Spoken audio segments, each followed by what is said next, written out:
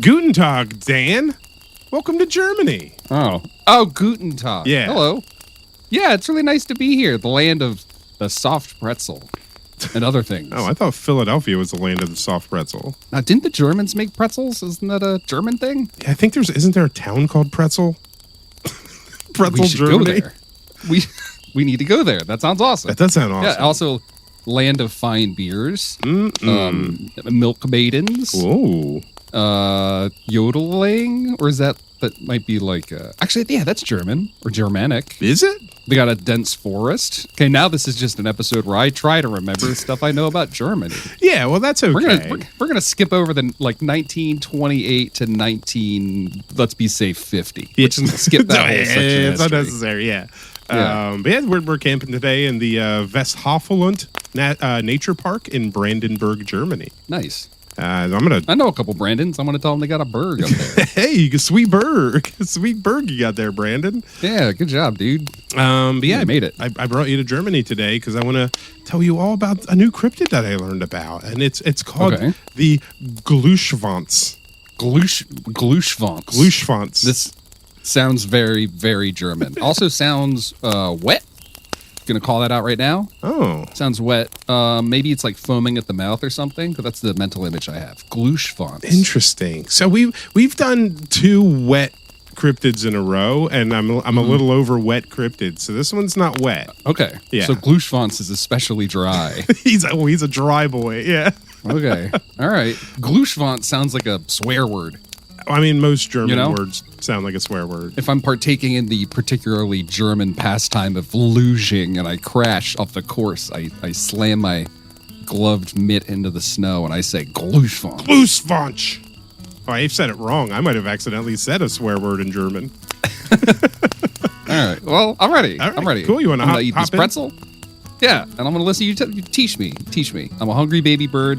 Vomit that cryptid knowledge. Oh, yeah. Come here. I was going to say, let me spit in your mouth, but I don't want to. No, I don't like that. Nope. It's Greg's Cryptid Corner, where mysteries abound. Bigfoot, Mothman, monsters, let's see what we found. Hey, and welcome to Greg's Cryptid Corner, a podcast about monsters for weirdos. I'm your host, Greg, and joined as always by my little strudel, Dan. How you doing? Oh, that icing was hot. I'm doing very well, thank you. I guess I am a weirdo. That's fine. I'll take that. We're all weirdos. It's fine. Yeah, we celebrate the weird here.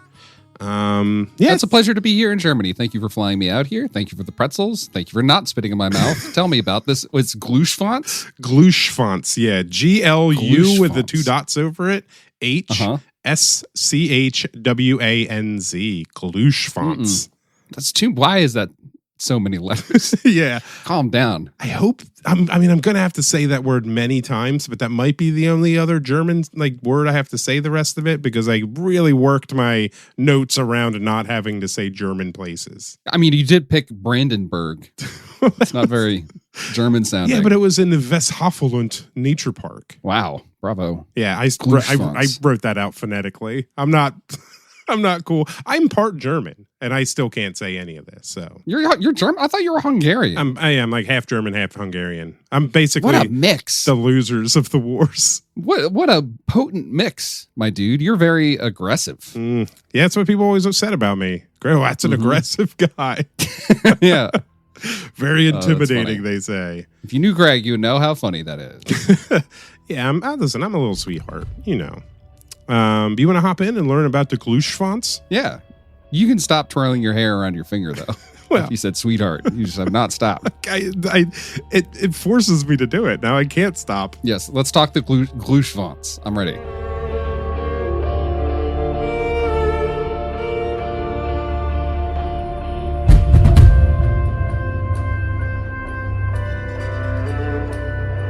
Seeming to come straight out of a Brothers Grimm story, but not the 7 dwarves with, happy, dopey, stinky, sticky, and dopey and Doc. The Is Sticky one of them? Sure. Is that real? No, probably not. It should have been. The I always identified with terminally depressed. He's the eighth dwarf. He's my favorite too. The Glühschwanz would visit with witches, but depending on how they treated the Glühschwanz, it would act accordingly. Much like a common crow, it would bring treats to the witch, and that would continue if the witch provided it with sweet milk. But if the deal was broken by the witch, the Glühschwanz might light the witch's house on fire. Okay. All right. I'm on board. So we got a little firebug that is this just a bird? Kind of a bird. So descriptions of the Glühschwanz are a bit unclear. Most of what I read said it appeared as a small dragon, anywhere between 1 and 4 feet in length. Its body. Adorable. Okay. With a wing. I mean, when a dragon's that small, it's a winged lizard. Yeah, it's just a whittled wagon. Yeah, that's just a lizard. That's true. Yeah. A pretty big, 4-foot lizard. It's still pretty decent. Like I said, we like a Komodo dragon, but it's got, I'm imagining comically small wings that it has to work really hard to flap. Well, it's got a wingspan of between 3 and 5 feet. Oh, wow. Okay. So never mind. decent Those are real wings. Yep. But besides being smaller than a regular dragon, it differed from them mainly through its appearance with its tail. Now, its tail could potentially be 10 to 20 feet in length, and it glowed brightly, leaving a fiery trail in the sky as it flew. Okay, so comet. Well, it's like a comet or a meteor or whatever those are called. Yeah, potentially. Okay. A 20-foot tail? It's a I thought big you said tail. this thing was 4 feet long. Yeah, it's like I can't think of another animal that has a super long tail compared to how small its body is. I was going to try to think like of an one. alligator is mostly tail. I think we've talked about this. Have we? But they count the alligator's tail in its length, or like they measure the shark to the tip of its back. Oh yeah, they go toe to tip. You know? Yeah, normally. Yeah, but because the thing's tail is so abnormally big, you just do the body. All right. That's all. It's Anybody, scripted rules. They just make them up as they go along. Yeah, that's all anybody cares about is the body on this Glühschwanz. Yeah, good body on that guy. But it's so he's a little glowing dragon that hangs out with witches. But what makes the Glühschwanz interesting? So, like I said earlier, I mean, it has a 10-foot long glowing tail and it flies. That is true. But there's a really and it communes with witches. Well, so the story of the Glühschwanz is there's a certain bit in it. There's a certain bit in it that I absolutely loved, and I thought it was the funniest thing in the world. So we're going to get to that in a sec. So, okay, like I said earlier, if a witch broke their agreement, it might destroy the witch's home, potentially killing the witch. It might fly down its chimney and just kind of wreak havoc inside the house. So you don't want to it'll make a mess in your kitchen, or it'll kill you. Yeah, it'll take it off. I guess it depends on the mood of the Glühschwanz that day. But as the story of the Glühschwanz grew, so did its ethical standards. So it wouldn't just call out witches; it would call out anyone mistreating someone else. So, are you an employer not paying your workers or servants their proper wages? Then the Glühschwanz might fly around your house at night, showing the whole area that you've done something wrong. Now, same goes for laborers, too. If they stole from their employer or whatever, you did something wrong, you might get a visit from the Glühschwanz. Okay. But... So, okay. I'm sorry. Yeah. This a lot of ingredients, dude. Yeah. But this is my favorite bit. So, it didn't always just fly around, acting as like a beacon for those committing misdeeds. It might perch on your chimney and drop something down to ruin the meats or foods being cooked on the fire. And when it dropped... It poops in your chimney? When it dropped, could stink up the house for weeks. So yes, what I'm saying is I think it pooped down the chimney, which is incredible. It's a mini dragon that is morally haughty and judgmental and will poop down your chimney to spoil your meats. Now, nowhere does it say it poops, but it did say, nothing I read, nothing that I could find said what it dropped. So if you're going to leave it to the imagination, then it's absolutely poop. I mean, I'm going to say if it's not poop, I don't want to know what it is. I mean, if it's worse than poop, yeah. That's what I'm saying. What else could it be? Yeah. No, I'm good. All the answers that come to my mind, I would rather the poop. Thank you. Yeah. I mean, thank you for your stinky poop, Mr. Dragon. Yeah, and I think like, our show celebrates Eat the Rich, but I think we could adjust it to poop down the chimneys of the rich as well. I'd be fine with that. Yes, please and thank you. Yeah, maybe stop judging employees that are stealing from their employers and start judging employers who aren't paying their employees enough. Well, yeah, I agree. Like, you pay a livable wage as dictated by average cost of rent against, total income. You're getting some poop on your meats. Sorry. That's the way it goes. And you're going to get more poop on your meat every night until you raise those wages. This is like a more impressive Ebenezer Scrooge situation. Yep. No. You were not visited by three ghosts. You're getting 3 dukes, my boy. Now, and the Glühschwanz did, I will say, kind of take a little bit from Santa Claus, because he also celebrated those that were good and honest. He'd come up to your chimney and he dropped coins down. Now, that's much better than poop. Yeah, that's very crow-like. I like that. So that's what I like the idea of a bird-sized dragon. That's cool. Yeah, some reports. So I did say like between like 1 and 4 feet. Some people were saying like it's as small as like a house cat, and then some were saying it's kind of as small as like a big bird of prey, like a hawk. So yeah, but still, that's very useful. Yeah, still relatively small. As long as it can fit down your chimney to cause havoc in your house, I'm fine with it. I don't have a chimney, so I'm safe. Well, I also don't have employees. So maybe he'll just leave some coins on your porch or something. Okay. I am married to kind of a witch, though. Oh, your wife is a witch? I think so. Interesting. Actually, I've had this theory when I watch Mahalia work in the kitchen when she's cooking. She and I both cook, but she definitely cooks more often than I do. And I often try to help, and she'll swat me away from the counters because I'm not chopping something right or whatever. So I just, from like across the room, I just see like shoulders moving and steam shooting up and like ingredients flying everywhere and like smells and all this. And I'm like, all right, I get the witch thing. I get it. I get why women are viewed as witches. Yeah. Next time I see her, I'm going to go, do you have any... She's a witch! Yeah. We'll be at the baseball game. I'll just scream, she's a witch! Oh, that's right. The baseball game. We're going to be at we'll talk about that later. That's exciting. That'll be fun. Yeah. So the Glühschwanz, like I said, he celebrates the good as well, giving him coins, much better than poop, like I said. So it's kind of cool that he's got that, like, I mean, you called him judgmental. I think he's a man of the people. Yeah, I hope so. And I kind of like the idea. I think it was a couple weeks ago you asked like, who's your favorite cryptid so far? Or which one would you want to take home or something? I don't remember when we had that conversation. Yeah, it was a listener question. Yeah. Yeah. I think this is now right up there. Ooh. I wouldn't mind. I like the idea of it kind of perched on my arm like a bird of prey, or on my shoulder if it was small enough. And I like the idea. I have a bird at home that I take care of. He's my roommate. He's a very good bird. I've had him for a long time, like 18 years. He's also a witch. He's also a witch. No, but if you know anything about birds, they are judgmental. And like if I leave the house for too long, like if we go away on a vacation for a week, let's say, when I come home, he will dive bomb me and bite me because he's mad at me for being away. And then after a couple hours of that, he'll come over and like coo and rub up against me. And he's back to being my buddy. Interesting. He's welcoming me home. Yeah. So they're very judgmental. Huh. I never knew that about birds. Yeah. So something like a bird in that temperament, but also you were describing how like the witch can coax it into becoming their friend and their like little assistant. I like that idea. Yeah. By giving them like, what is it? Sweet milk. I don't know where to get sweet milk, but I'll figure it out. I assume it's milk and sugar. Oh, okay. I would guess. I mean, like the poop thing. If it's not that, I don't want to know what it is. It's true. Yeah. You know, all the other things I think of feel grosser than sweet milk. So obviously the Glühschwanz lives in folklore. It's I don't know how far back it went in German folklore, but it was in very specific areas, which I couldn't pronounce.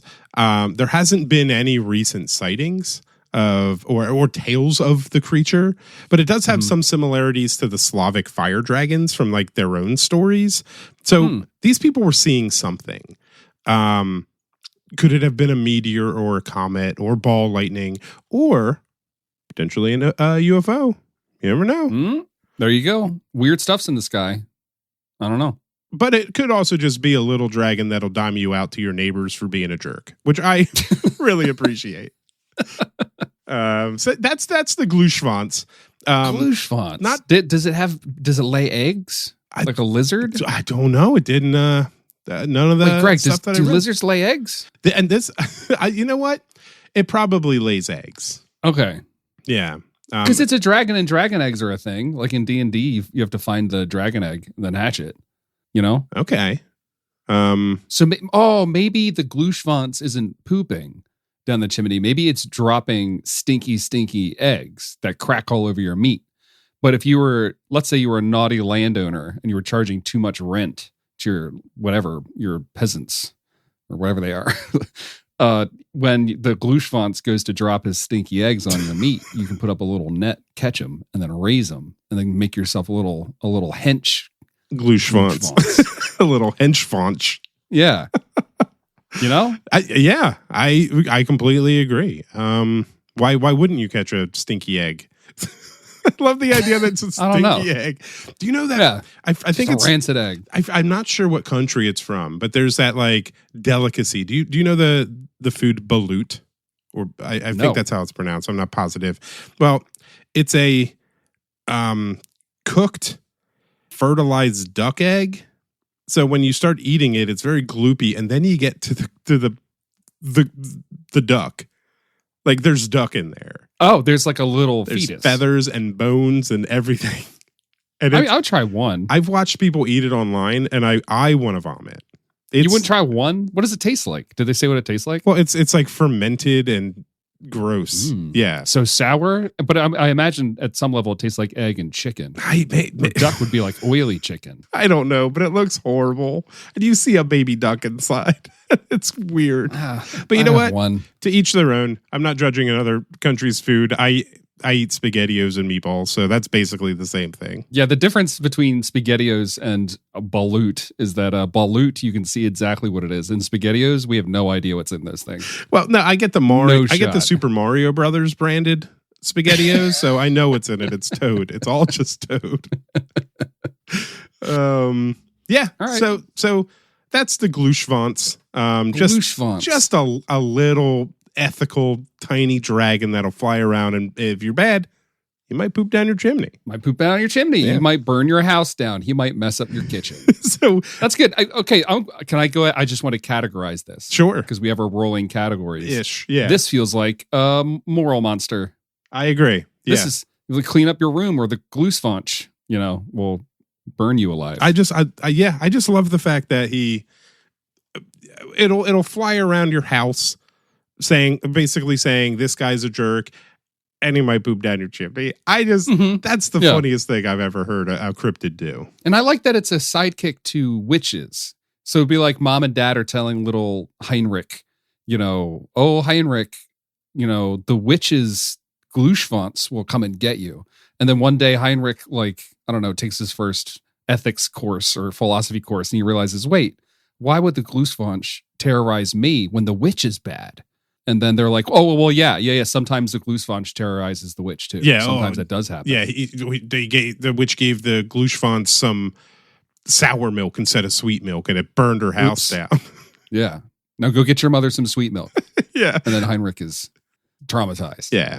Go fall into the chocolate river and get me some sweet milk. That's right. I was trying to think. I guess Little Hans could have been the kid's name. That's his little brother, his little Hans. Yeah. He has an older sister. What's a good German name? Gretel? And oh, that's better. I mean, Hansel and Gretel. Yeah. Hans, Gretel, and Heinrich. Yeah, that's good. All right, we made it. It's a very stereotypical German names. We landed a plane just now, but I don't know where. Yeah, my grandma's name, she was German. Mabel. Yeah? Is that German? That's nice. I like that. Mabel's that'd be a good name for a cat. I think good cat names should be like 4 generations removed from popular names. That's always funny to me. Betty. Betty's a good name for a cat. I think somebody had a dog the other day that his name was like Tony. And that's just a dog name, something like that is just the funniest thing in the world. Yeah, that's good. I like that. Yeah. So maybe if I had a Glühschwanz, I'd name it Tony. That'd be pretty cool. Glühschwanz. Oh, what would you name your Glühschwanz? Tony the Glühschwanz is pretty good. I mean, Stinky's pretty good. Being a poop monster. Well, but Tony's a name. Stinky's a descriptor. You know? I'll name mine Dennis. All right. Yeah. Gary Glühschwanz. Oh, I like the alliteration. That's good. Yeah. So that was the Glühschwanz. He'll poop down your chimney. So don't be a jerk. Just watch out. Pay your employees more. Yeah, just pay everybody more. All we want is a living wage, and more. Just have universal basic income, so I don't have to work anymore. I'm very tired. I'm old. Please and thank you. Yeah, but Dan, we got 2 comments from our last episode on the Doerku. I forgot how to say its name in a week.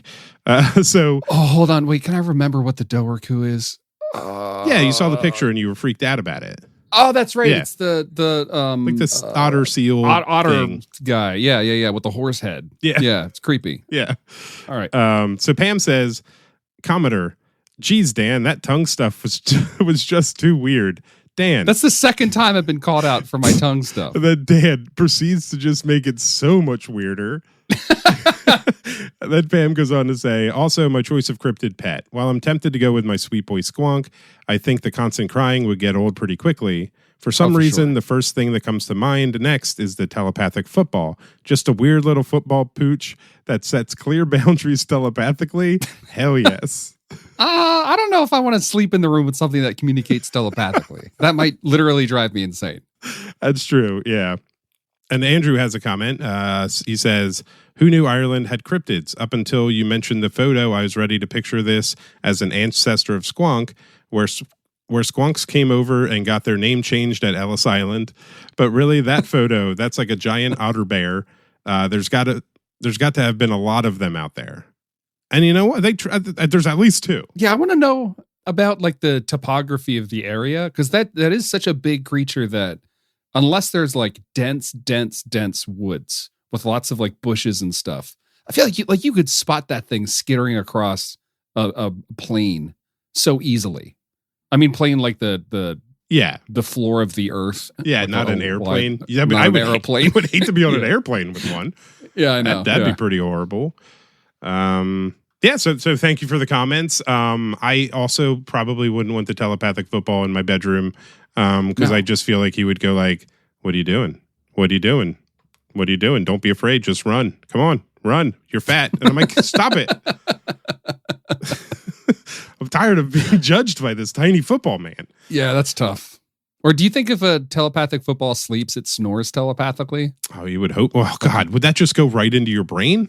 That's what I'm saying. Like worse? Your brain would vibrate. Yeah. If you communicate telepathically, do you have to actively like talk to the person's brain, or is it just kind of like go out and anyone around can hear it in their brain? I think you would still have to. I know there's some effort in like coordinating muscles to do what we're doing right now, right? Talking. But even if you didn't have to like move your tongue and flex your throat and do all that, look, I'm talking about tongue stuff again. Even if you didn't have to do all that stuff, you would still have to like, I think most of using language is on the fly sequencing the words to like, you don't usually know how a sentence is going to end before you start a sentence. I never do. Yeah. No, I think that like, if you really think about it, most of the things you say in life, you don't know how it's going to end. You just start. And then your brain like forms the idea by thinking of through the language. All that to say, I think if we're communicating telepathically, you would still have to like walk that treadmill of language. Well, no, but I just mean like, does it, so let's say your brain's in the middle and you're communicating telepathically through your brain. Is it going out with a telepathic football at the foot of your bed? Yeah. Yes. But is it going out like in a circle around you? Or is it just going in a straight line to who you want to communicate? Oh, that's like, are you broadcasting a frequency that other telepathic things could like trip into? Or just, you know, I don't know. I don't know what I'm trying to say. I don't like, do brains have like an IP address that you could just send a message from one brain to another? You're right. Or are you just broadcasting on a psychic frequency? Yeah. And that anybody could pick up? That's a good question. Whoever's brain is in that vicinity might pick it up. Because when the 2 little boys stumbled on the telepathic football, they both heard the like run thing. Yep. Which makes me think it's the radio wave option. Well, I don't want to telepathic football chilling in my room, snoring in his brain, making me snore in my brain. Yeah, that would be a lot. Yeah. Also, that was a lot of telepathic football talk Yeah, on this episode that is not about the telepathic that episode wasn't even that good. So there you go. But thank you for the comments. And if you like what we do, maybe you want to join our Patreon. $2 a month gets you into our Discord. It gets you the bonus episodes for our Patreon exclusive series like Greg's Cryptid Corner. What? I haven't done this in a while. I'm so sorry to interrupt. I haven't done this for a while, but $2 a month. That's less money than a vending machine bag of chips, one per month. Just think about that. Think about the return for value. You know what? We have over a bag of chips. We are calorie free, baby. Ooh. In fact, you could be burning calories while listening to us. Imagine that. Chips don't do that for you. Yeah. And knowing how much I sweat while we record, I'm burning a lot of calories right now. All right, carry on. $2 a month. Yeah. Yes, GCCNN. Yeah, it gets you access to our GCCNN, our news show that Dan puts together for us. We just reintroduced our horror movie, our weird movie podcast, Stabby Stabby. So we'll be doing more episodes of that on the Patreon. Just other things. Just hop in. You get access to the Discord full of the nicest human beings in on planet Earth. So it is a kind of a hard pitch to make. Like, join our Discord. We do release stuff regularly, but how do you, like, we just create things and then put it out there. There's not really rhyme or reason. That's part of the joy. $2 and you could be as aimless as us. Yeah, and you can hang out with us every day on the Discord. Well, most days I come in and out. Dan's in there a lot, but everyone on there is, like I said, they're the nicest people in the entire world. We just made a new emote today. It's a little cat. Yeah, I'm shocked. Yeah, somebody sent a picture of a cat, made it an emote. And if you like the show even more than $2 a month, you can join our $5 level, the Your Squonk level. And you get your name shouted out at the end of every episode. And I want to thank our Your Squonk level patrons, Amy's Birdhouse, Liam Neville, Pam and Brian, Molly, An Unperceived Interdimensional Bigfoot, Brutal Kimpact, Luke, Elena, Brian and Pam, and Chris S. Thank you, everybody. Thank you for supporting newcomer, the Chris show. S. Hello. Thank you. We appreciate you. And as always, I'm Squonk. You're Squonk. Go Birds. What was the name of this cryptid again? The Glühschwanz. The Glühschwanz. I don't know why these names just fall out of my head, dude. I think if I had to name a cryptid, I would name it like just straight up descriptor. That's it. Like hairy, tall. Hairy purple monster. Maybe that's why Bigfoot's so cool. It's so easy to remember. That's true, yeah. Bigfoot. Or even like things where it's just like it's the town name and then like Grafton Monster. Yeah, easy. But it doesn't, easy like, to remember. You don't know what that is, right? I mean, he's a big headless, like kind of Gollum-y type creature. Not like Gollum like Lord of the Rings, but Gollum like big rock monster. But I didn't know about that cryptid. No, you just spoiled a future episode. No, we absolutely did that episode. oh no, I told you. They just fall out of my brain. Yeah, we did it. Well, all right, one day. We did it back in December. It's acceptable that you don't remember. Oh, we didn't say that we're going to a minor league baseball game this weekend where we're going to cheer on our local team, the Squonk. The Lehigh Valley Squonk. I'm very excited about that. That'll be very fun. So if you're at the game, come and find us. We'll be two of the guys there. We'll be double fisting hot dogs with beer hats on. Oh, God, I can't wait. Now I'm very excited. Yeah. So, yeah. June 6th. It's a few days after this comes out. So if you want to murder us, you know where to find us. Oh, my God, yeah. Please. Please come and find us. I'm so tired.